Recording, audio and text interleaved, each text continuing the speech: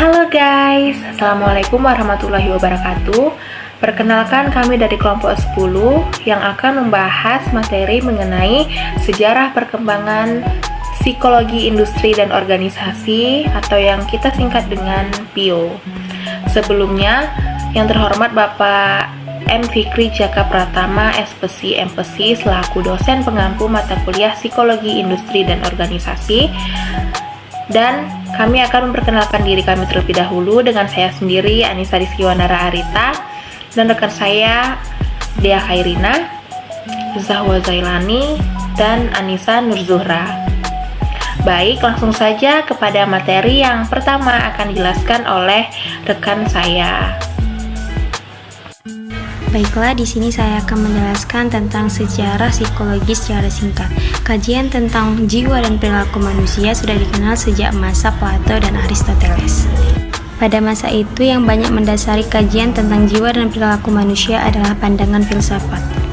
Pada tahun 1875, Wilhelm Wundt, seorang fisiologi atau ahli fisik, mendirikan laboratorium psikologi pertama kali di Universitas Leipzig, Jerman. Wundt melakukan berbagai percobaan di laboratoriumnya dengan menggunakan metode-metode ilmiah seperti yang digunakan juga di ilmu pengetahuan lainnya. Wundt juga disebut sebagai tokoh psikologi eksperimen. Selanjutnya, pada tahun 1883 di Amerika Serikat, pertama kali berdiri laboratorium psikologi di Universitas Johns Hopkins yang kemudian diikuti dengan berbagai laboratorium di tempat-tempat lainnya. Baiklah, sekarang saya akan membahas tentang pengertian psikologi industri dan organisasi. Secara harfiah dapat disimpulkan bahwa psikologi industri dan organisasi adalah bidang psikologi dalam industri dan organisasi. Di Inggris, psikologi industri dan organisasi disebut occupational psychology, sedangkan di sebagian besar di negara Eropa lainnya dikenal sebagai work and organization psychology, dan di Afrika Selatan dikenal sebagai industrial psychology. Walaupun namanya berbeda-beda di berbagai negara, tetapi pada umumnya bidang yang digeluti adalah sama. Menurut Munandar 2001, psikologi industri dan organisasi adalah suatu keseluruhan pengetahuan atau a body of knowledge yang berisi tentang fakta, aturan, dan prinsip-prinsip tentang perilaku manusia pada pekerjaan. Bloom dan Naylor dalam McKinsey 2000 mendefinisikan psikologi industri dan organisasi sebagai penerapan atau perluasan pada fakta dan prinsip psikologi pada permasalahan-permasalahan manusia yang bekerja dalam lingkungan bisnis dan industri. Baiklah, selanjutnya akan dilanjutkan oleh rekan saya, yaitu Kak Dea. Baik, selanjutnya itu ada Michael G. Almond 2004 menyebutkan ada 4 bidang utama dari psikologi industri dan organisasi, yaitu sebagai berikut. Yang pertama itu psikologi personalia, yaitu berkaitan dengan bidang analisis jabatan atau pekerjaan, rekrutmen dan seleksi karyawan, sistem upah dan gaji pelatihan karyawan, dan mengevaluasi kinerja karyawan. Yang kedua itu ada psikologi organisasi. Bidang ini berkaitan dengan isu-isu tentang kepemimpinan, kepuasan kerja, motivasi karyawan, komunikasi organisasi, manajemen konflik, perubahan organisasi, dan proses kelompok dalam organisasi. Yang ketiga itu pelatihan dan pengembangan. Mereka biasanya bekerja di departemen pelatihan dan terlibat dalam kegiatan mengidentifikasi kebutuhan pelatihan, mengembangkan program pelatihan, dan mengevaluasi aktivitas pelatihan. Selain itu, mereka juga terlibat dalam program tim building, rekrutasi organisasi, dan pemberdayaan karyawan. Yang keempat itu ada ergonomi, fokus pada desain pekerjaan, interaksi manusia-mesin, dan kelelahan atau stres fisik.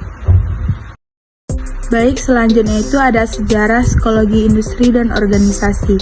Psikologi industri organisasi pertama kali mendapatkan perhatian besar pada Perang Dunia Pertama.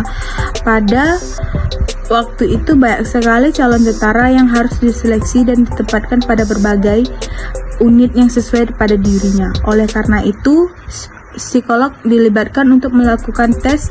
Pada waktu itu digunakan tes kemampuan mental yang dinamakan Army Alpha dan Army Beta. Army Alpha digunakan untuk calon yang dapat membaca dan menulis, sedangkan Army Beta digunakan untuk calon yang buta aksara. Pada masa itu, John Beth Watson, seorang tokoh aliran perilaku atau behavior, kebetulan juga ditugaskan sebagai perwira angkatan bersenjata di Amerika, dan ia mengembangkan tes motorik dan pengamatan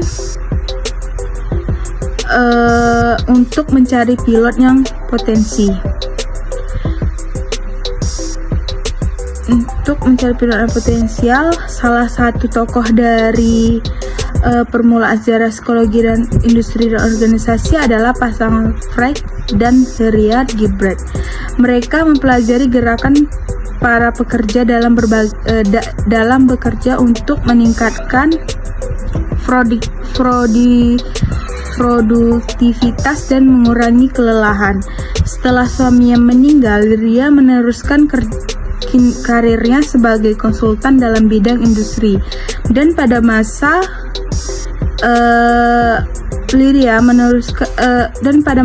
depresi ekonomi, ia meneruskan perlunya penekanan biaya dan peningkatan produktivitas. Pada tahun 1924 dimulai suatu seri penelitian di Harvard Lincoln di pabrik Western Electric.